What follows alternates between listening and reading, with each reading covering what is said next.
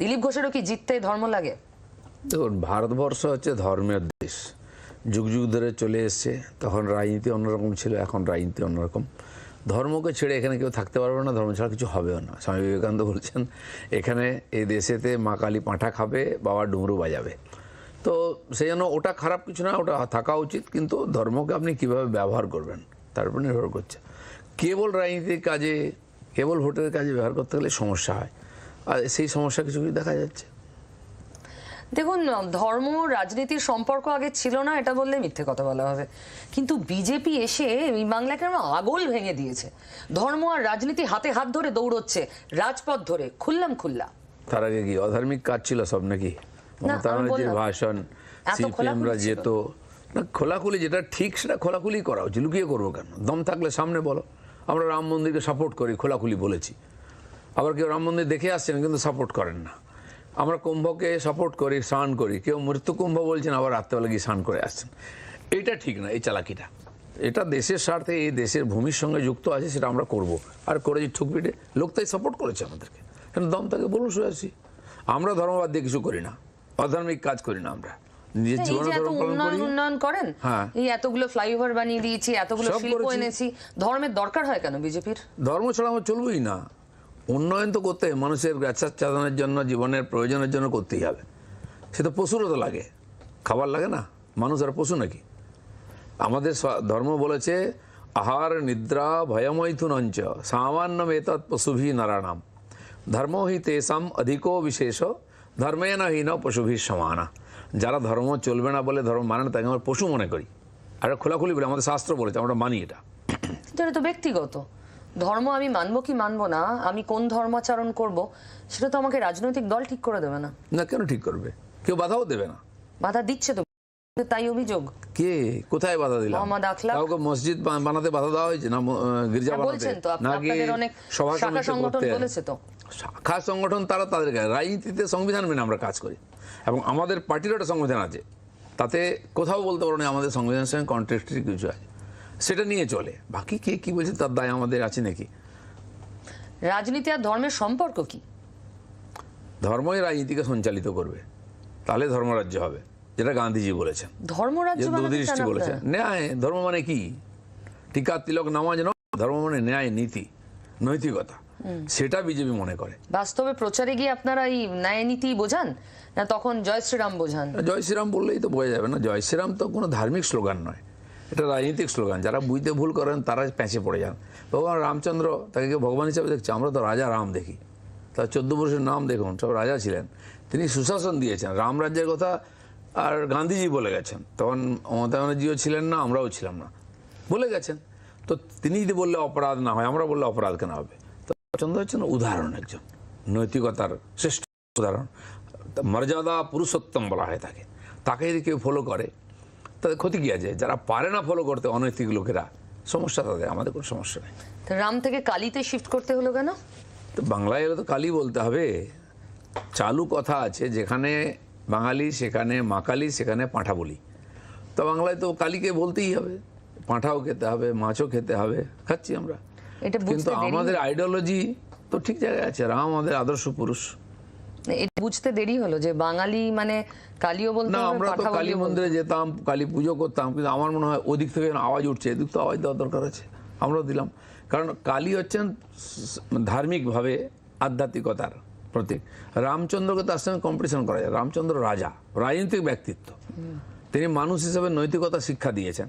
কালী তো আইডল আমাদের কাছে। এক্স্যাক্টলি, কালী রামচন্দ্র আমাদের কাছে, রামের সামনে কালীকে ভিড়ি দেওয়া, দুর্গাকে ভিড়ি দেওয়া, এটা বোকা মেয়ে, এরা গাধারা করে। কিন্তু কিছু বলার নেই, সে যেন কিছু করতে হবে। মা কালী। তা এখন বিজেপির স্লোগান কি? জয় শ্রীরাম না জয় মা কালী?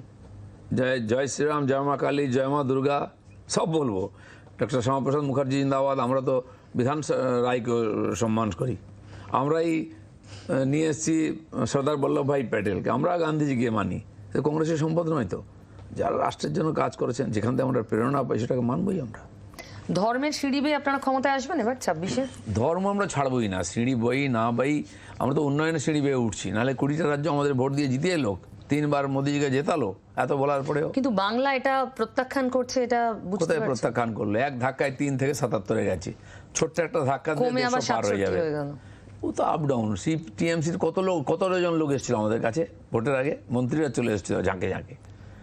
ও হাওয়ার সঙ্গে রাজনীতি কিছু পাল্টায়, কিন্তু নীতি পাল্টায় না। ঘোষের কামব্যাক হলো, দিলুদার প্রত্যাবর্তন রাজনীতিতে, এটা আপনি নিজে কিভাবে দেখেন? দিলীপ ঘোষ কোথায় রাজনীতির বাইরে গেছিল? আমি এলাম, পার্টি আমাকে একবার মহামন্ত্রী বানিয়ে দিল, তারপরে সভাপতি, হঠাৎ আপনাদের চোখে আমি পড়ে গেলাম, তারা কেউ জানতো না। আর পড়তাম না যদি ওই লড়াই যা ইলেকশনে যদি রেজাল্ট না হতো, কেউ পাত্তা যেত না। তারপরে পার্টি আমাকে আবার এমএলএ বানিয়ে দিল, এমপিও বানিয়ে দিল। পার্টি যখন যে কাজ দিয়েছে আমি করেছি, কোথাও সফলতা এসেছে, কোথাও আসেনি। গতবারে আমি এমপি, আমাকে অন্য জায়গায় লড়ানো হলো, আমি জিততে পারিনি, তো একটু লোকে ভাবছি শেষ আর কি। তো একটু তাড়াতাড়ি উত্থান হয়েছিল, তো একটু মনে হলো যে শেষ হয়ে গেল, আর নাই বোধহয় কি। তো আমি একজন সাধারণ কর্মী হিসেবে পার্টি কাজ দিয়েছিল, সেটা করেছি, ছিলাম পার্টিতে সাধারণ কর্মী হিসেবে কাজ করতে। আমাকে ডায়াস দেখতেন না, মঞ্চে দেখতেন না, কারণ আমি সে রোলে ছিলামই না, বাকিরা ছিলেন। তো আজ আবার পার্টি মনে করেছে লড়াবার দরকার আছে, বড় একটা মহাসংগ্রাম, এবার ক্ষমতায় আসতে হবে পার্টিকে নিয়ে আসো সবাইকে। আরও অনেক নেতারা এসেছেন। প্রধানমন্ত্রী সভা, আপনি দিল্লিতে বলছেন আমার বিশেষ জরুরি কাজে দিল্লি চলে গেছি, এবার ঠিক উল্টো দেখলাম। পার্টি ডেকে পাঠিয়েছিল আমাকে, মাননীয় রাষ্ট্রীয় সভাপতি ডেকেছিলেন, আসুন কথা বলবো। তো আমি গেলাম, আমার কিছু ছিল না, পার্টি আমাকে দিল্লি যেতে বলেছে, দিল্লি গেছি। আমার যদি বলতে এখানে থাকবো। তো এতদিন আঞ্চলিক সভা হতো, এখন আজকে রাজ্যের সভা হলো নির্বাচনের জন্য, সব নেতারা এসেছেন, আমাকেও ডাকা হয়ে বসেছি। তা লাড্ডুটা আপনি শুধু মোদিজিকে খাওয়াবেন না সবাইকে খাওয়াবেন? দেখা যাক, ইলেকশনের পরে লাড্ডু খাওয়া হবে তখন একসঙ্গে। মোদি খেতে চেয়েছেন, উনি তো দূরের লোক, আপনারা সব কাছের লোক, আপনাদেরকে আগে খাওয়াতে হবে। সুখ দুঃখে আপনারাই থাকবেন। ঘরকন্যা কেমন চলছে আপনার?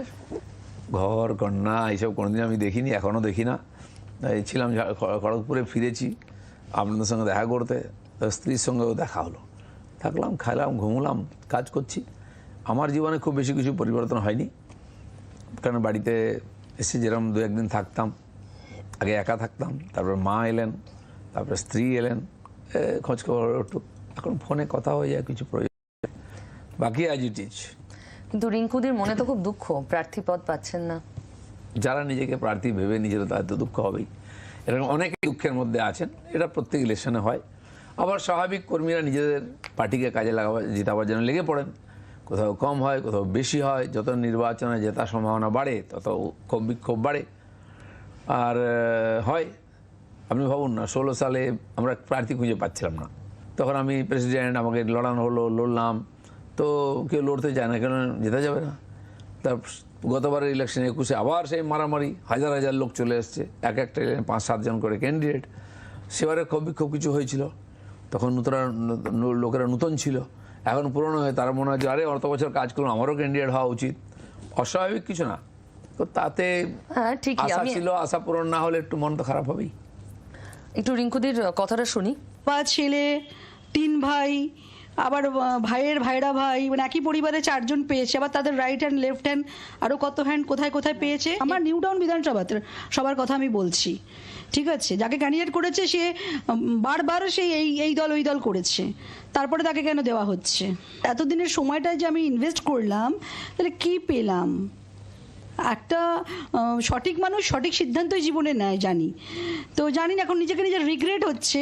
অনেক কর্মীর এরকম কথা আছে, অনেক কর্মী। আর রিঙ্কু মজুমদার আলাদা নাম, কর্মী। আপনার স্ত্রী আলাদা স্ট্যাটাস। না, আমার স্ত্রী আজকে হয়েছে হাসনাবাদের বা সন্দেশখালীর একজন সাধারণ কর্মী তো নন, উনি লাইমলাইটে। আমার স্ত্রী হয়ে গেলে কি সে কি পার্টির বাইরে হলো না, পার্টির উপরে হয়ে গেল? সে সাধারণ কর্মী, আর আমার যতটা অধিকার আছে, অন্য তারও পার্টিতে ততটা অধিকার আছে। তো উনি অ্যাপ্লিকেশন করেছিলেন টিকিটের জন্য, অনেকে করেছিল, আমাকে কেউ জিজ্ঞেসও করেছিলেন যে হ্যাঁ করতে পারেন একজন কর্মী হিসেবে। পার্টি ঠিক করবে কাকে টিকিট দেবে না দেবে, তারপরে পেলে না পেলে কে কি রিয়াকশন দেবে সেটা তাদের মতো করে অনেকে, যে যার। এটাতে আপনার ইমেজের সমস্যা হবে না? আমার ইমেজ কি আছে? আমার ইমেজ যদি কেউ যদি নিজের ইমেজ বাড়াতে যায় তো আমার আপত্তি নেই। কারো যদি ইমেজ খারাপ হয় বা কেউ রিয়াকশন করে, তার জন্য আমার কোনো দায় নেই। প্রত্যেকের নিজস্ব দায় আছে, পার্টির কাছে আমি যা ও তা, সেরকম ব্যবহার করবে। ইমেজের প্রসঙ্গে আসি। এই যে মাঝখানে আপনার খানিকটা স্তিমিত হয়ে যাওয়া, রাজ্য রাজনীতির সক্রিয় ভূমিকার একটু বৃত্তের বাইরে চলে যাওয়া, এটা কি কোথাও আপনার ব্যক্তিগত জীবনের কারণ এবং মমতা বন্দ্যোপাধ্যায়ের সঙ্গে জগন্নাথ মন্দিরের অধ্যায় বলে আপনি মনে করেন? দুটোকেই কি? মমতা ব্যানার্জির সঙ্গে তো সম্ভবত গত বছর দেখা হয়েছিল, তো তো 2 বছর ধরে আমি এমপি না থেকে কোনো প্রতিনিধি পদাধিকারী ছিলাম না। তো স্বাভাবিক আপনি আমার পার্টির প্রোগ্রামে ওই জায়গায় দেখবেন না। আর আমি নিজেকে বলেছি যে আমি একজন সাধারণ কর্মী, তো আমার মতো লক্ষ লক্ষ কর্মী পার্টিতে আছেন, তারা যেভাবে কাজ করেন, যেটুকু বলা হয় সেটুকু করেন, তারা সবসময় ফোকাসে থাকবে, ক্যামেরার সামনে যাবে এরকম নয়। কিন্তু আমি সকালবেলা মর্নিং ওয়াকে যেতাম, সেখানে যারা রিপোর্টাররা আসতেন আমি বাইটও দিতাম বিভিন্ন বিষয়ে। তো অধিকৃত বিষয় কিছু থাকে পদাধিকারীদের, বাকি সাধারণ কর্মী হিসাবে, সাধারণ মানুষ হিসাবে যদি আমার কথা কেউ শুনতে চায় আমি বলেছি। আজ পার্টি আমাকে ক্যান্ডিডেট করেছে, তো আমি ক্যান্ডিডেট হিসেবে লড়াই করছি। আর যদি আমাকে মিডিয়া মনে করে যে আমার কথার গুরুত্ব আছে, আপনি আমাকে ডেকে পাঠিয়েছেন, আপনার মনে হয়েছে আমার কথা লোকে শুনবে, তাই আমি তাই বলছি, আর পার্টির কথাই বলছি। না, ওটা যদি এতই স্বাভাবিক একটা প্রসেস হয়, মানে সৌজন্য বিনিময়, আপনি এখন তো আর নিশ্চয়ই সেটা করবেন না মমতা ব্যানার্জির সঙ্গে এক ফ্রেম মমতা শেয়ার ব্যানার্জির করবেন। সঙ্গে যেখানে দেখা হয় আমি সৌজন্য বিনিময়, বিধানসভায় করতাম, তার আগে তো দেখা হয়নি আমার সঙ্গে কোনোদিন। উনি আমাকে দেখে পালিয়ে যেতেন, ওনার ইমেজ খারাপ হয়ে যাবে বলে। আমার ইমেজ হয়তো ঠুনকো নিয়ে যাবে, ভেঙে যাবে। আমি ডেকে কথা বলি, আমি বিধানসভায় গেলাম, সুজন চক্রবর্তী জানেন আমাদের সঙ্গে একেবারে উল্টো দিকের লোক, জোর করে হাত ধরে নিতাম আমি গিয়ে। তখন আমার বিধানসভায় বিরোধী নেতা ছিলেন আব্দুল মান্নান, সিনিয়র লোক, মাস্টারমশাই, কংগ্রেসে ছিলেন। তিনি, তারাও সংকোচ করতো বিজেপির সঙ্গে যাবো কিনা, আমি জড়িয়ে ধরতাম গিয়ে, আমি আপনার গায়ে রং লাগুক, দেখা যাক কী হয়। এসব হাসি ঠাট্টাও হতো, আর আমি এগুলো কোনোদিন পাত্তা দিই না। তবে গেছি তো মন্দিরে, মন্দিরে কার সঙ্গে না দেখা হয় বলুন? কত লোকের সঙ্গে কথাও হয়ে যায়, ঝগড়া হয়ে থাকলে তার সঙ্গে মন্দিরে দেখা হয়, ভালো মন্দ সব লোকের সঙ্গে দেখা হয়, তার সঙ্গে সৌজন্য বিনিময় করে ভগবানের জায়গায় মন পরিষ্কার করে কথা বলতে হয়। তো ওনার সঙ্গে দেখা হয়েছে, আমিও নমস্কার করেছি, উনি সম্মান দিয়েছেন। তখন খুব গুঞ্জন উঠলো যে আপনি আলাদা করে একটা দল করছেন, এবং সেটা নাম হিন্দু থাকছে, মানে হিন্দু দিয়ে কোনো নাম, যেটা বিজেপির ক্ষতি করতে পারে, ভোট ব্যাংকে ভাগাভাগি করতে পারে। এটা কি সত্যি? দেখুন, আপনাদের মতো অনেক বন্ধু আমার আছে যারা মিডিয়ার লোক, তাদের পেট কোনো এক জায়গার থেকে চলে, তাদের তো তার জন্য করতেই হয় কিছু না কিছু। তারা এই নাম দিয়ে দিল পার্টির, মিটিংও হয়ে গেছে, কে কে ছিল দিয়ে দিল, সব আমাকে জিজ্ঞেস করছেন, আবার কিছু বন্ধু। তো এই ধরনের জিনিস নতুন কিছু না, এই পরীক্ষা আপনাকে সবসময় দিতে হবে। যেমন বিজেপির প্রতি বদনাম করতে হবে, কিছু একটা সাম্প্রদায়িক হিসেবে বলে দাও। কোনো ব্যক্তির সঙ্গে যদি তার ইমেজ আপনি না পারেন, তাকে ইমেজ খারাপ করার জন্য কিছু বলতে হবে। পার্টির ভেতরে হয়, পার্টির বাইরে হয়, সমাজে সব জায়গায় ফেস করতে হয়। দিলীপ ঘোষ এগুলো ফেস করেই এসেছে। মানে এটা পুরোটাই হাওয়া। সে তো আজ আপনি বলবেন, আপনি যেটা শুনেছেন, এটা যারা দেখছেন, আপনাকে ডিসিশন নিতে হবে। আমার কোনো দায় নেই কারো ধারণা পাল্টাবার, আমার কোনো দায় নেই। আমি যেটা আছি ওইভাবে আছি, ছিলাম, থাকবো। অনেকে এই চেষ্টা করেছে যাতে একটু আমি ভালো কথা বলি, মিষ্টি বলি। তা আমি বলি, ডাক্তার আমাকে মিষ্টি খেতে না বলেছে, কিন্তু মিষ্টি কথা বলতে না বলিনি, আমি চেষ্টা করছি। তো আমার কিছু যায় আসে না, দিলীপ ঘোষ কেন পাল্টে যাবে? সত্যি আপনি যদি লোক আমাকে অ্যাকসেপ্ট করে থাকে এইভাবে, আমি এইভাবে থাকবো। লাভ লোকসান চিন্তা আমি করি না। মানে মিষ্টি কথা বলা প্র্যাকটিস করছেন আপনি? আমার কি মনে হচ্ছে কথাবার্তা শুনে? একটা বাইট শোনাই আপনার, শোনাবো। দিলীপ ঘোষ এই সম্প্রতি শশী পাঁজার বাড়ি ভাঙচুরের ঘটনার পর কি বলেছেন, শুনবো। বোম বন্দুক সব আনবো, গুন্ডাদের সঙ্গে লড়ার জন্য কি আছে? বাইরের লোক লাগে না, আমরাই টিএমসিকে খেলাতে পারি, এবং সারা পশ্চিমবাংলায় খেলাবো, আমি বলে দিচ্ছি। আমি আজকে আহ্বান করছি আমার কর্মীদের এবং সাধারণ মানুষকে, কারণ কলকাতার বুকে যদি আমরা ঠুকতে পারি, সারা পশ্চিমবাংলায় ঠুকতে পারি, ঠুকবো। এই মিষ্টি কথা দিলীপ ঘোষের কথা তো এটা, আর কে বলার দম আছে বলুন? গুন্ডাদের সামনে পশ্চিমবাংলায় কে লড়েছে? সিপিএমের গুন্ডার বিরুদ্ধে কেউ লড়েনি, যাকে ইচ্ছা মেরেছে, 40-45 হাজার লোককে মেরেছে, খুন করেছে। তারপরে টিএমসি এসে সেই গুন্ডাগুলো জামা পাল্টে চলে এসে তারাই আবার খুন করছে, আমাদের 250-300 লোককে খুন করেছে। আর দিলীপ ঘোষ এই মৃতদেহের মালা দিয়েছে, আর চোখে চোখ রেখে কথা আজকেও বলছে। আমি বলেছি খড়গপুরে গিয়ে আমি গুন্ডা ঠান্ডা করেছি, মাফিয়া ঠান্ডা করেছি, কিছু ছিল না আমাদের হাতিয়ার। আমার মঞ্চ দখল করে নিয়েছিল, আমি মঞ্চ থেকে ধাক্কা মেরে নামিয়েছি সে গুন্ডাদেরকে। তার মধ্যে অনেকের নাই আজকাল দুনিয়াতে, আমাকে হাত লাগাতে হয়নি, ভগবান হাত লাগিয়েছে। তো সেজন্য আমি এসেছি লড়াই করতে গুন্ডার। মুখ্যমন্ত্রীর বিরুদ্ধে বলার দম ছিল না চিফ ওখানে, নৈতিকতার খাতিরে দাঁড়িয়ে বিধানসভায় 3 জনকে আমি আওয়াজ তুলেছি, বাইরেও আওয়াজ তুলেছি। আর রাজনীতি থেকে গুন্ডামি, দুর্নীতি দূর করার জন্য আমরা এসেছি লড়াই করতে, এটাই ধর্মের রাজনীতি, আর এটা আমি করবই। দিলীপ ঘোষ, সত্যি আপনার সময়, আপনি দায়িত্বে থাকাকালীন বিজেপি ভালো করেছে। 2019-2021 যে সময় আপনি দায়িত্বে ছিলেন, সংগঠনও বেড়েছে, দলের আসনও বেড়েছে, নাম্বার বেড়েছে, কিন্তু তারপরেও একটার পর একটা ভোটে ফেস হিসেবে আপনি প্রজেক্টেড হননি। এবারেও নন। এবারেও আমরা দেখছি সিএম এর বিরুদ্ধে ক্যান্ডিডেট অন্য, যিনি আপনাদের মতো আদি বিজেপি নন। বিজেপিতে সম্পৃক্ত হয়েছেন কি অন্য অন্য বিতর্ক, কিন্তু পরে বিজেপিতে গেছেন। এটা কোথাও ভিতরে ভিতরে কাঁটার মতো ফোটে? দেখুন, আমরা এই কালচারে অভ্যস্ত। সারা ভারতবর্ষে দেখুন, বহু রাজ্যে আমরা ক্ষমতায় এসেছি, কেন্দ্রেও আছি, সব জায়গায় একেবারে আদি বিজেপি সবাই আছে না। আদি বিজেপি কি আছে? আমি তো বিজেপিতে হঠাৎ ঢুকে পড়েছি, কেউ 2 বছর আগে এসছে, কেউ 2 বছর পরে এসছে। ব্যাপারটা হচ্ছে যে সে কতটা বিজেপি হয়েছে বা মানুষ তাকে কতটা মনে করে বিজেপি। কাল যদি কেউ আসে সেও আমার চেয়ে ভালো বিজেপি হতে পারে, তার জীবনের নৈতিকতা ও যদি থাকে, জ্ঞান ব্যবহার তার হতে পারে, সেটা সেকেন্ডারি। আর পার্টি, আমাদেরই পার্টি একমাত্র পার্টি আছে যারা ফেস চেঞ্জ করতে পারে, কোনো ব্র্যান্ডেড ফেস নেই। টিএমসি যদি ফেস চেঞ্জ করে দেয়, পার্টিতেই চেঞ্জ হয়ে যায়, পার্টিটা খুঁজে পাওয়া যাবে না। উনি নাই তো তিনি নাই তো পার্টি নেই। বিজেপি তো কত ফেস আসে, ফেস তৈরি করি আমরা, কিন্তু এরকম নয় যে আমার ফেসটা খারাপ হয়ে গেছে, ক্র্যাক হয়ে গেছে, এটা কেউ বলতে পারবে না। বিজেপির কাছে অনেক হাতিয়ার আছে, যখন যাকে মনে হয় ব্যবহার করে। আমাকে ব্যবহার করেছে, খানিকটা লাভ হয়েছে, যদি না হতো অন্য কাউকে করতো, হয়েছে তাও করছে। আমাকে রাষ্ট্রীয় দায়িত্ব দিয়ে নিয়ে গেছেন সর্বভারতীয় সহসভাপতি করে। বিভিন্ন রাজ্যে আজকে হেমন্ত বিশ্ব শর্মা আছেন, পুরো নর্থ ইস্টে পাল্টে দিয়েছে, তো কংগ্রেস থেকে এসেছে, এখনও কংগ্রেসের লোকই, তার ইতিহাস আছে 30 বছরের। এবং রাজ্যে রাজ্যে আজকে বিজেপি ওখানে হয়েছে, তার জন্য বড় যোগদান আছে। তো যারা যারা এরকম আছে, যার ক্ষমতা যোগ্যতা আছে, তাকে তো জায়গা দিতেই হবে, সেই লোকটাকে, তার সম্মান পাওয়ার অধিকারী আছে। বাকি লোক ডিসিশন নেবে, আমরা তো সামনে দেখেছি। দাও ভাই, এটা হচ্ছে অফার, তোমরা করে দেখো। আপনার মনে হয় ভবানীপুর নন্দীগ্রাম দুটোতেই বিজেপির ফাইটটা এবার খুব টাফ? দুটোতেই জিতবো আমরা। টাফটা ফাইটটা হচ্ছে টিএমসির টাফ। নন্দীগ্রামে ওরা প্রার্থী পায়নি, তো আমাদের পুরনো লোক ওদের হতে পারে। শুভেন্দু অধিকারী ডান হাত কেটে নিয়ে গিয়ে উল্টো দিকে বসিয়ে দিয়েছে। ডান হাত বাঁ হাত যাও, তো এখান থেকে নিয়ে গিয়ে তাকে করতে হয়েছে। আর গতবারে মুখ্যমন্ত্রী নিজে ঝাঁপিয়ে পড়েছিলেন ওখানে, আমরা হারিয়েছিলাম নন্দীগ্রামে। এবার ওনাকে ঝাঁপাতে হয়নি, আমরা ঝাঁপিয়ে পড়েছি ওখানে এসে, ওনাকে আটকে দেবো এতে। কারণ কি 45,000 ভোটার প্রায় বাদ গেছে ওখান থেকে, যে লিড পেতেন না 20, 25, 30, 40,000, সেগুলো আউট হয়ে গেছে, জল বেরিয়ে গেছে। সেখানে টেনশানে সবচেয়ে বেশি উনিই আছেন, আর ওনাকে আটকেছি আমরা ওখানে। ভবানীপুরে এই স্যার বাদ দিয়ে দিল, ব্যাস আপনারা নিশ্চিত যে এবার জিতবেন? না, জিতার জন্য নয়, জিতবো কিনা সেটা তো পাবলিক ঠিক করবে, এবং জেতার সম্ভাবনাই বেশি।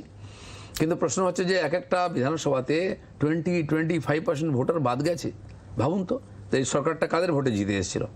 যতগুলো সিট ওরা জিতেছে সব জায়গায় মার্জিন এরকম। আর গঙ্গার এই পাশে যত সিট, 70-80 হাজার, 1 লাখের বেশিও বাদ গেছে নাম। এখন চেঁচামেচি করছে ওরা, কিন্তু এটা বাস্তব। কেন মেদিনীপুরে কোনো বাদ গেল না? বীরভূমে, বাঁকুড়া, পুরুলিয়ায় কেন এত নাম বাদ গেল না? কারণ কি? ওখানে খালি মৃত ভোটার গেছে। এই অনুপ্রবেশকারীরা ওখানে পৌঁছতে পারেনি। তৃণমূল তো বলছে কমিশন বেছে বেছে পূর্ব মেদিনীপুর শুভেন্দু অধিকারীর জেলা, ওখানে কম সাবধানী, ওখানে ইচ্ছাকৃত বাদ না কম। না, ওরা কমপ্লেন করুন না যে এই লোকটা এখানকার নয়, এর ডকুমেন্ট নাই, একে বাদ দিন। কমপ্লেন 2,000, 5,000, 10,000 করতেই পারতো, যে এই লোককে। আমরা তো কমপ্লেন করতে গেছিলাম, মেরে ভাগিয়ে দিয়েছে। আর এই যে পুলিশ অফিসারগুলো ট্রান্সফার করছে না, এরা আমাদের সুরক্ষা দেয়নি। সুপ্রিম কোর্ট বলেছে দেয়নি, কারণ কি? সব এদের হয়ে খেলেছে, দিদির হয়ে দাবিদারি করেছে, তাই এদেরকে এখন ফুটবল খেলা হচ্ছে। তো এইগুলো তো ওরা করেছিল, এখানে বাঁচাবার চেষ্টা করছে, ওখানে ঢোকাবার চেষ্টা করছে, কোনোটাই পারবে না। দিলীপ বাবু, কমিশনের ভরসায় ভোট জেতা যায় আপনি মনে করেন? সংগঠনের এই হাল, কমিশনের ভরসা কেন করবো? আপনাদের পরিবর্তন যাত্রার ছবিগুলো দেখুন, কমিশন দিয়েছে আমাদেরকে, প্রাণ দিয়ে, রক্ত দিয়ে আমরা জিতেছি। হ্যাঁ, কিন্তু তারপর 21, তারপর 24, সেটাও দেখুন। না না, আরে ভাই, মমতা ব্যানার্জি তো 8টা সিট থেকে একে নেমেছিলেন 2004 সালে পার্লামেন্টে, তো তিনি কি করে ক্ষমতা এলেন? এ তো পরিবেশ, পরিস্থিতি ইত্যাদির কারণে কিছু কম বেশি হয়। 77 সিট তো বাংলার মানুষ আমাদের দিয়েছে, আরও বেশ কিছু সিটে আমরা খুব অল্প মার্জিনে হেরেছিলাম। বাংলায় ভোট হয় যতই হাওয়া থাক, ভোটারদের আপনাকে কনসলিডেট করে বুথ পর্যন্ত নিয়ে যেতেই হবে, তার জন্য আপনার গ্রাউন্ড লেভেল লোক চাই। বিজেপি সেটা বাড়াতে পারছে না, বিজেপি কমিশনের দিকে তাকিয়ে বসে আছে। কোনো কমিশনের দিকে তাকাই নেই, এখন তো হাইকোর্ট দেখছে, সুপ্রিম কোর্ট দেখছে। কে গেছে কোর্টে? আমরা যাইনি, আমরা আমাদের কাজ নিচে করছি। আর যদি কমিশন হাত তুলে নেয়, পারবে বিজেপি জিততে? যদি আপনাদের টার্গেট অনুযায়ী 1 কোটি 1.5 কোটি নাম বাদ না যায়, পারবেন জিততে? কমিশন কি 65 লাখ তো গেছেই, আরো 10, 20, 50 লাখ যেতে পারে, আসে যাবেই। নির্বাচন কমিশনের কাজই এটা আছে, জনৈন লোকদের নিয়ে আসা। আমি বলছি, মমতা ব্যানার্জি যখন প্রথমবার অ্যালায়েন্স করলেন, 89-এ পার্টি তৈরি করলেন, কোথায় সংগঠন ছিল? তাও উনি জিতেছিলেন বেশ কিছু সিট।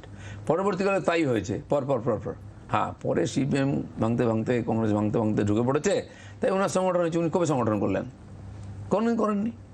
অন্যের কাছ থেকে ধার করে নিয়েছে, চালিয়ে দিচ্ছেন এই পর্যন্ত। বিজেপি তো 0 থেকে শুরু করেছে। আমি নিজে সংগঠন করেছি, গ্রামেগঞ্জে গিয়ে মার খেতে হয়েছে, গাড়ি ভেঙেছে, পিছিয়ে যায়নি, তাই লোকে আমাদেরকে আশীর্বাদ করেছে। আপনি যে সংগঠন বানিয়েছিলেন সেটা এখনো আছে না? তার উপরে দাঁড়িয়ে আছে পার্টি, এবার বাড়ছে। এই যে অন্য পার্টিতে যে লোকেরা এলেন, তারা তো আমাদের এডিশন হয়েছে না। ওটা কি সংগঠন? আর যখন সংগঠন দাঁড়িয়েছে তখন তারা এসেছে অনেকে। তারা সেই সংগঠনের মধ্যে ধীরে ধীরে সম্পৃক্ত হয়ে যাচ্ছে, আস্তে আস্তে হয়ে যাবে, সে ক্ষমতা আমাদের আছে। বাই ইলেকশনে পর্যন্ত মতো হওয়ার পর বাই ইলেকশনে পর্যন্ত দাঁত ফোটাতে পারলো না গেরুয়া। বাই ইলেকশনে এটাকে কোথায় কে সংগঠন জেতে? বলে না? না বাই ইলেকশনে ছটা by সিপিএম election। কংগ্রেস কেন জিতলো না? আমি বলছি যখন 16 সালের ভোটের পরে তারা তো বিরোধী পক্ষ ছিল, কটা বাই ইলেকশন জিতেছিল? জেতেনি। বরঞ্চ 19-এর যে লোকসভা ইলেকশন হলো না, আমাদের কোনো এমএলএ ছিল না তার আগে, আমরা 4টা বাই ইলেকশন জিতেছিলাম হাওয়াতে। তো বাই ইলেকশনে যে সরকার থাকে, তার প্রভাব প্রতিষ্ঠা থাকে, তারাই জিতে বেশিরভাগই, এর ব্যতিক্রম খুব একটা হয় না। 24-এ ডিজাস্টারের কারণ কি বলে আপনার মনে হয়? না, ডিজাস্টার দেখুন, একটা তো হচ্ছে সারা ভারতবর্ষে বিজেপির হাওয়া খারাপ হয়েছে। আমরা 303 থেকে নেমে 240-এ এসেছি, তো খালি বাংলায় হারিনি আমরা, সারা ভারতবর্ষে আমরা কম বেশি সিট হেরেছি, রাম উত্তরপ্রদেশে মন্দির হেরেছি, বিহারে উদ্বোধন করার হেরেছি, পরেও হ্যাঁ হেরেছি। আর পশ্চিমবাংলাতেও কিছু হয়েছে, তার কারণ হচ্ছে ক্যান্ডিডেট এটা ওটা কিছু ব্যাপার ছিল, তখন যেটা ডিসিশন না হয়েছে হয়তো ঠিক হয়নি, সেগুলো যারা দেখছেন তারা দেখবেন। সংগঠনের খুব খারাপ অবস্থা আপনি মানেন? খারাপ অবস্থা কেন হবে? যে লোকগুলো ছিল তারা তো বিজেপিতেই আছে, সেখান থেকে আমরা এগোচ্ছি, তারপরে লোকজন আসছে আরও। তো সেই জন্য সংগঠন তো রাতারাতি হয় না, নিষ্ঠাবান আদর্শবাদী কার্যকর্তা, তাদেরকে ডিসিপ্লিন শেখাতে হয়, অ্যাডলি শেখাতে হয়, এই করতে করতে করতে করতে এগোই। তো সেইটা আর এটা হারিয়ে যায় না সংগঠন। হ্যাঁ, যখন পার্টি হেরে যায়, ক্ষমতা থেকে চলে যায়, তখন একটু এদিক ওদিক হয়। তাও দেখুন সিপিএমের এখনও যে 2-5% ভোট আছে, তারা সেই লিমিটেড লোক, 70-80 বছর বয়স হয়ে গেছে, কিন্তু সিপিএমই করে, আদর্শবাদী লোক, ছোট পার্টির সংগঠনে একটা ছোট্ট একটা রেখা আছে, তাদের ইলেকশন যেতে যায় না, কারণ বাকি সাধারণ কর্মী আর সাধারণ মানুষের যদি সংযোগ না হয় জিতবে না। কিন্তু তাদের লোকগুলো তো কিছু তো আছে এখন গ্রাসরুটে, যাদের মিছিলও করে, তো 200 লোক হতো, এখন 20টা লোক হয়, কিন্তু আছে। কারণ বিজেপিরও কিছু লোক আছে যারা মেরুদণ্ড আমাদের, সেটা ঠিক আছে। এবার পরিবেশ পরিস্থিতি ইস্যু ইত্যাদিকে কাজে লাগিয়ে ইলেকশন জিতে যায়। ইলেকশনে সংগঠন খুব একটা গুরুত্বপূর্ণ নয়। মমতা ব্যানার্জি যেবারে জিতেন সেবারও তার কোনো সংগঠন ছিল না বিশেষ। আমার নিজের অভিজ্ঞতা আছে, 89 সালে ইলেকশনেতে তখন বিজেপির সঙ্গে অ্যালায়েন্স হয়েছিল, আমি তখন বিজেপিতে আসিনি, কিন্তু বিজেপিকে খুব কাছ থেকে, ইলেকশনকে খুব কাছ থেকে দেখেছি আমি, কোথায় বিজেপির লোকেরাই টিএমসি ঝান্ডা বাঁধছে, ভাষণ দিচ্ছে, এটা হয়েছে, অ্যালায়েন্স করেছে। বিজেপি বোধহয় তপন সিকদার জিতেছিলেন আর টিএমসির কয়জন জিতেছিলেন, তো এভাবে তো হয়েছে। তারপরে বাংলায় আস্তে আস্তে, মানে বাংলায় ভোট করতে সংগঠন লাগে না? বাংলায় আপনি দক্ষ সংগঠক হয়ে কথা বলছেন? বাংলায় না, সব জায়গায় সংগঠন আপনার ভিত, কিন্তু সংগঠন থাকলে আপনি ইলেকশন জিতে যাবেন, কোনো গ্যারান্টি নেই। কিন্তু জিততে গেলে সংগঠন, কেরালায় আমাদের সংগঠন আছে অনেক, বনই করতে পারি না কেন? এবারে একটা এমপি জিতেছে, 16 সালে একটা এমএলএ জিতেছিল, পাওয়া যাচ্ছে না। তার মানে সংগঠনটা যদি মাস লোককে না আনতে পারে, ভোটারদেরকে মোটিভেট না করতে পারে, কিছু নিষ্ঠাবান কর্মী দিয়ে আপনি 10-20% ভোট পাবেন, তাতে জিতা যায় না। সেটা যখন ওখানকার ইস্যু ইত্যাদিকে কাজে লাগিয়ে সংগঠনরা কাজ করবে, তখন হবে। পশ্চিমবাংলায় তো হাওয়াতেই জিতেছেন মমতা ব্যানার্জি, পরে সিপিএম কংগ্রেস চলে এসছে, বাকি লোকেরা চলে এসছে, তখন সংগঠন, এখনও সংগঠন নাই, কিছু গুন্ডা আর কিছু পুলিশকে বাদ দিন, টিএমসি বলে কিছু নাই। বিজেপিতে আপনাদের নেতাদের মধ্যে যে খেই এই মিলমিশ নেই, একজনের একটা প্রোগ্রামে একজন ঢুকলে আরেকজন বেরিয়ে যাচ্ছে, এবং এটা অনেক ক্ষেত্রে খুব প্রকট, আপনিও জানেন। আমি তো একে অন্যের বিরুদ্ধে কথা আমাদের বলেন। কটা প্রোগ্রামে চেয়ার ভাঙাভাঙি হয়, গুলি চলে, ধাক্কা মেরে ডায়াস থেকে ফেলে দিয়ে দেখেছেন কোথাও? বিজেপিতে হয় না। যেমন ইলেকশন ডিক্লেয়ার হলো, ক্যান্ডিডেট পছন্দ অপছন্দ থাকে, একটু 1-2 দিন ক্ষোভ দেখাবে, সবাই স্বাভাবিক হয়, তারও ইচ্ছা থাকে, বাস লেগে যাবো সবাই বিজেপির কাজে। ক্ষোভ তো থামাতে পারছেন না, টানা চলছে। না, আপনারা সবার আগে লিস্ট বের করেছি তো, টানা চলছে এখনো। না, টিএমসি তো লোকে ক্যান্ডিডেটকে, আমাদের কর্মীটা যা হলো নিজের বক্তব্য বলে দিল, কারণ গণতন্ত্র আছে। তারপর পার্টি বলবে ঠিক আছে ভাই, এবার ও পেয়েছে, পরের বার তুমি পারবে, লাগো তুমি জেতাও, সব লেগে পড়বে, এটা আমাদের কালচার। কিন্তু টিএমসির মধ্যে কি আছে, বিশ্বাসই করতে পারছে না। এখানে হয়নি, ক্ষোভ প্রকাশ করেনি এমএলএ অসিত বাবু? কি বলেছেন? কে বলেনি? হয়, আর এটা সব পার্টিতে হয়। কিন্তু ইলেকশন লড়ার সময় সবাই আমরা এক আছি, লড়বো এবং জিতবো। অন্যান্য রাজ্যেও এটা হয়। সারা বছর তেল জল মেশে না, ভোটের সময় মিশে যাবে?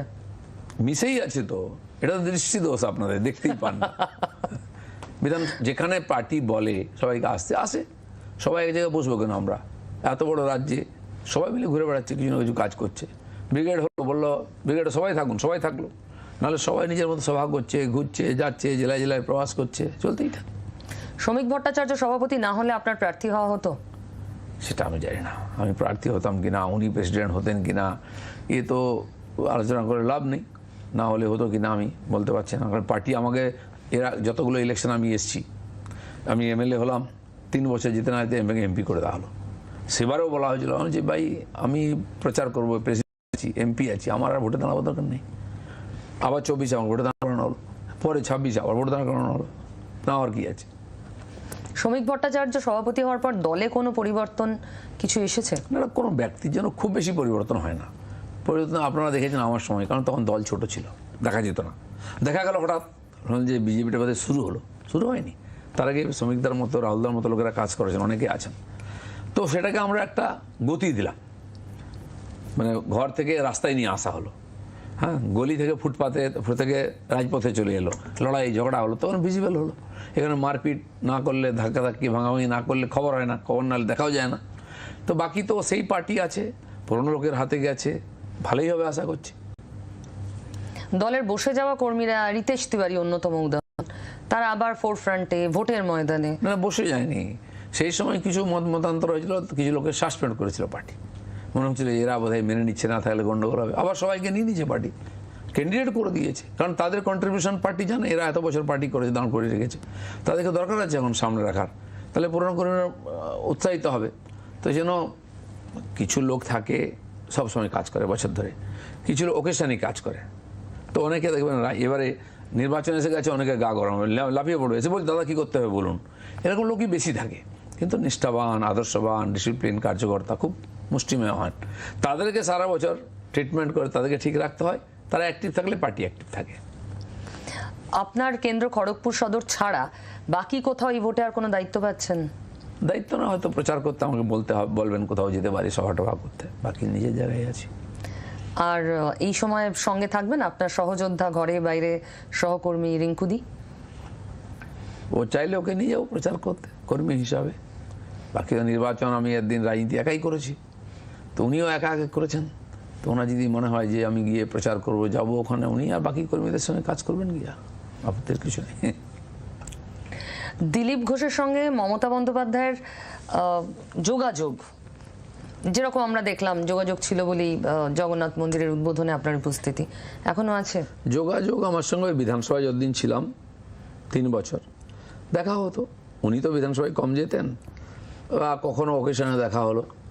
বাকি যে মিটিংগুলো হতো উনি তো থাকতেন না, বিয়ে কমিটি হতো ওখানে, সেখানে সব পার্টি নেতারা থাকতেন, বাকিরা গল্প হতো, চা খাওয়া হতো। এই ওনার সঙ্গে একাধটা অকেশনে দেখা হয়েছে। একবার রাষ্ট্রপতি এলেন, মাননীয় প্রণববাবুর বিদায়ী কার্যক্রম হলো, নতুন রাষ্ট্রপতি একবার এলেন, তার সঙ্গে দেখা হলো, তখনই ব্যাস কেমন আছেন কি ব্যাপার এইটুকু।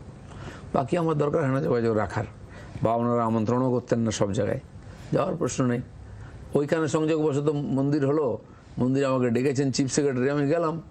আমি যদি পুজো করি, ঠাকুরকে ভালোবাসি, কার ঠাকুর কার মন্দিরে আমি দেখি না। আর যাবেন নাকি? আপনার বাড়িতে যদি মন্দিরে কালী পুজো করেন, আপনি ডাকার, আমি যেতে পারি, অনেকের বাড়িতে যাই, আর সেটা মানে সার্বজনিক স্থানে। ভোটের সময় তো আশীর্বাদ চাই ঈশ্বরের, যাবেন? আবার রোজই কত মন্দিরে, খড়গপুরে দীঘার মন্দিরে যাবেন? দীঘা কেন যাবো আমি? খড়গপুরের ডান দিকে বাঁ দিকে ঘুরলেই মন্দির। ভারতবর্ষে যত রকম কমিউনিটি আছেন, যত ঠাকুর আছেন, সব ওখানে স্যাম্পল পাবেন। রোজ 2-4টা মন্দিরে আমি যাই, আর সব জায়গায় উৎসব চলছে এখন। তা দীঘা কি এড়িয়ে যাবে এবার দিলীপ ঘোষ? যখন যাব দীঘাতে, তখন মন্দির দেখতে যাব। দীঘার পর্যটন করার লোক আমি খুব একটা নাই, খালি ঘুরতে গেছি দীঘায়, কিন্তু যাইনি।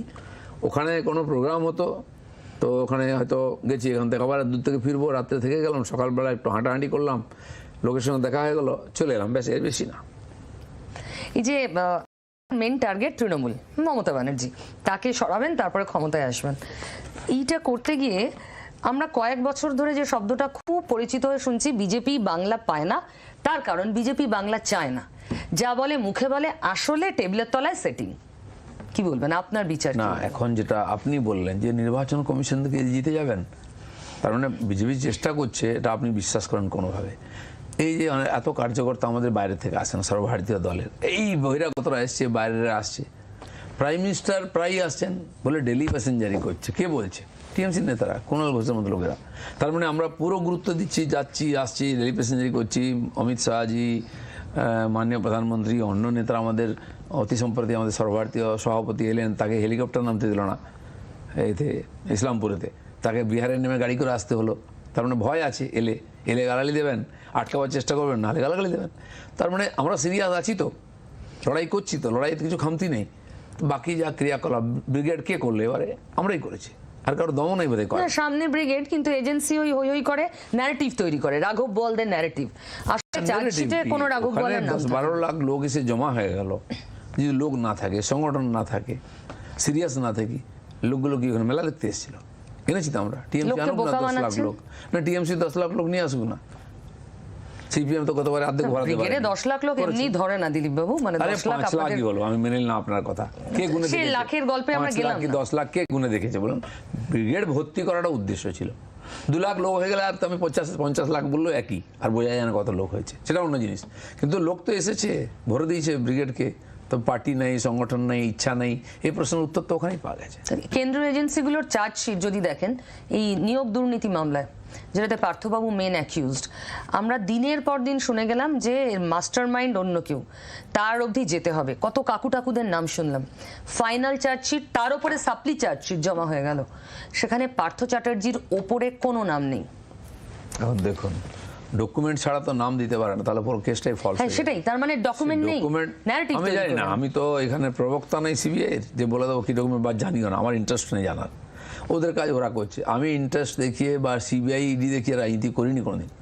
আমি দিলীপ ঘোষ বিজেপি প্রেসিডেন্ট থাকাকালীন সিবিআই অফিস ঘেরাও করেছিলাম বিজেপির নেতা হিসাবে, আমাকে পার্টিও মানা করেনি, আজ পর্যন্ত কেউ করেছে? আমি জানি পশ্চিমবাংলার সঙ্গে ইনজাস্টিস চলবে না, আর যত চোরকে ভেতরে ঢোকাতে হবে, না ঢোকালে তোমাকে চাপ দেবে, ঢোকাতে বাধ্য করবো। অ্যারেস্ট তো হয়েছিল, এত লোক জেলের ভাত খেলো 2 বছর 3 বছর, এটা তো হয়েছে। আর সাজা কবে হবে কী হবে, আমাদের যে আইনি প্রক্রিয়া আছে আমরা জানি, লোক কেস লড়লে মরে যায়, লুটপাট করে, তার কোনো সাজা হয় না। আমি জানি না কী হবে, সেটা ওদের হাতে। এই আদালত আছে, সিবিআই আছে, যারা করছে করবে। কিন্তু এটা তো করে দেখিয়েছে বিজেপি, কমপক্ষে কাউকে চোরকে ছাড়িনি আমরা, সারা ভারতবর্ষে করেছে। হ্যাঁ, জেল খাটিয়েছেন কয়েক, 2-3 জন সেটা আপনাদের মুখ্যমন্ত্রী ইগো গেছে। স্যাটিসফাই হয়েছে। না 2-3 জন মুখ্যমন্ত্রী গেছে জেলে, দেশের স্বরাষ্ট্রমন্ত্রী চিদাম্বরম জেলে গেছিলেন, আজ পর্যন্ত ঢুকাতে পেরেছে? নিজেরাই দুর্নীতির সঙ্গে ছিল, তারা কি ঢুকাবে? এটা তো তার মানে বলেছি বিজেপির মোটো জেলে পাঠানো। আমরা। জেলে তো আমরা পাঠাই না, সেটা এজেন্সি পাঠায় বা যে সিস্টেম আছে তারা পাঠায়। আমরা কি করতে পারি? প্রক্রিয়া করতে পারি, প্রেসার দিতে পারি, সেটা আমরা করেছি। আর আমাদের সরকার আছে বলে আমরা প্রক্রিয়াটাকে তেজ করেছি। বাকি যখন আইনের মধ্যে চলে যাবে আদালতে, পুরোটা আদালতের হাতে, সাজা হবে কিনা, ছাড় পাবে, কি হবে, সেটা ওদের ব্যাপার। Purpose served. কেজরিওয়ালকে জেলে পাঠালেন, ভোটে হেরে গেল, ক্ষমতা হাতে চলে এলো, এবার কেজরিওয়াল অ্যাকুইটেড হয়ে গেল। না না, এখানকার যে সোরেন আছে ঝাড়খণ্ডের মুখ্যমন্ত্রী, সেও তো জেলে গেছিল। কই, হেমন্ত আমরা সোরেন। জিতিনি তো। হেমন্ত সোরেন সে জিতে গেছে, আবার জেলে সব পাঠালে target- হার জিত হবে এরকম নয়, কিন্তু এটা ঠিক, তাকে তো জবাব দিতে হবে আইনের কাছে যে কাজ করেছে। তার আগে মুখ্যমন্ত্রী মধু কড়া, সেও জেলে ছিল বহু বছর, বিজেপি পাঠায়নি, কিন্তু প্রক্রিয়া সিস্টেম তারা পাঠিয়েছে। আপনারা এজেন্সি ইউজ করেছেন, আপনারা এখানে নারী নিরাপত্তা নিয়ে সন্দেশখালির ঝড় তোলার চেষ্টা করেছেন, আপনারা এরপরে ফাইনাল অস্ত্র কমিশন ইউজ করছেন বলে অভিযোগ। এগুলো এরপরেও যদি বাংলা দখল করতে না পারেন, না, অভিযোগ স্ট্যাম্পড, অফিশিয়ালি স্ট্যাম্পড হয়ে যাবে বিজেপি বাংলা দখলে ব্যর্থ। না, আরজি কর আপনারা নিয়ে- কোনো উপায় করতে পারছেন আরজি কর নিয়ে এত বড় আন্দোলন হয়েছে, বিজেপি করেছে এরকম নয় তো, সবাই তো করেছে। যদি ঠিক থাকে আন্দোলন, সবাই মেনে নিচ্ছে, তাহলে তো পরিবর্তন হওয়া উচিত। সন্দেশখালি যাবো কেন? কলকাতার বুকে এত বড় আন্দোলন, এত বড়, আমি তো বারবার বলেছি, বাংলাদেশে যে আন্দোলন হলো না, তার চেয়ে বড় আন্দোলন এখানে হয়েছে সাইলেন্টলি। আমাদের দেশের মানুষ সব রাজ্যে ওই প্রভোকেটিভ বা ওইরকম কি বলে রিভলিউশনে আমরা বিশ্বাসী নয়, কমিউনিস্ট ভাবধারা, আমরা ইভলিউশনে বিশ্বাসী। সব কিছু ধীরে ধীরে পরিবর্তন হয়, হাজার হাজার বছরের ইতিহাস আমাদের আছে, পরিবর্তন হয়েছে কিন্তু ধীরে ধীরে, মূল বেসের ঠিক জায়গায় থেকে। এখানে তো এত বড় শান্তিপূর্ণ যে একটা আন্দোলন হয়েছে, তার রিফ্লেকশন কোথায় হলো? সব হবে এরকম নয়, কিন্তু তাহলে মানুষ সব ভুলে যাবে না, ঘা আছে গায়ে, সেটা তারা একসময় তার শোধ তুলবেই। এই ইলেকশনেই হবে হয়তো। আপনার আগে যিনি ছিলেন আপনার এই কেন্দ্রে, খড়গপুর সদর, কথা হয়েছে তার সঙ্গে? হিরণ ইদানিং তো কথা হয়নি, আসবে হয়তো, উনি কাউন্সিলরও আছেন ওখানে, দেখা হবে। উইশ করবেন তাকে? তিনিও এক জায়গায় লড়ছেন, তাকেও তো পার্টি নামিয়ে দিয়েছে নতুন জায়গায়, তাকে তো বেশি পরিশ্রম করতে হবে, নিঃসন্দেহে জিতে আসতে ওখান থেকে। দিলীপবাবু, আপনার প্রিয় শব্দ কি? ঘুষপেটিয়া, বিজেপি, জয় শ্রীরাম, জয় শ্রীরাম, আরএসএস? জয় শ্রীরাম, জয় শ্রীরাম, এগুলো তো সংগঠনের নাম, এটা তো আমার গায়ে লেখা আছে, আমাকে বলতে হবে না। কিন্তু বিজেপি, আরএসএস আমাকে বোঝাতে হবে না, বা দিলীপ ঘোষকে দেখাতে হবে না। জয় শ্রীরাম স্লোগান, তার রক্ত গরম হয়। আপনি জয় মা কালী যাই বলুন, লোকে দেখলেই প্রথম জয় শ্রীরাম বলবে, এটা ব্র্যান্ড আমাদের। আর লোকে বললে ওটা উৎসাহ পায়। মানুষ যেটাকে নিয়ে নেবে না সেটা যতই বলুন আপনি সরাতে পারবেন না, জোর করে চাপাতেও পারবেন না। কোথায় জয় মা কালী টিএমসি বলছে? জয় শ্রীরাম শুনলে ওরা জয় মা কালী দেয়, এখন তো জয় বাংলা বলে, কাছাকাছি হয় বাংলাদেশের সঙ্গে। তো সেই অর্থে দিলীপ ঘোষ নির্বাচনে লড়ছেন, দিলীপের প্রত্যাবর্তন এবং আরেকবার বড় চ্যালেঞ্জ পুরনো আসনে জিতে দেখানো। আপনি আগেরবার যখন লোকসভায় হারলেন একটা শব্দ আমার খুব মনে পড়ে, আপনি বলেছিলেন অনেক কলকাঠি হয়, কলকাঠি নাড়া হয় ভিতর থেকে তার, তো কলকাঠি সেবার হয়েছে, এবার হবে না? রাজনীতিতে কলকাঠি হবে না কেউ বলতে পারে? ওটাই তো রাজনীতি, আর ওটাই শিখতে হয় রাজনীতি, ওটাকে রাজনীতি বলে। আমি শেখার চেষ্টা করছি। শিখেছেন কলকাঠির রাজনীতি? বোঝার চেষ্টা করছি। সবাই করে না, শেখে না, বা সবাই কারেক্টের সঙ্গে মানায় না, কিন্তু রাজনীতিতে আপনি থাকবেন, আপনাকে সাবধান থাকতেই হবে। তো কাঁটার উপর দিয়ে হাঁটছেন, পায়ে ফুটে যাবে, সেরকম সাবধান থাকতে হবে, জুতো পরতে হবে, এই আর কি। দিলীপবাবু অনেক ধন্যবাদ অ্যান্ড অল দ্য বেস্ট। আপনার নতুন করে জার্নি সফল হোক এই কামনাই করি। আবার নিশ্চয়ই দেখা হবে এরকম অকপট কোনো আড্ডায়। সঙ্গে থাকুন আপনার।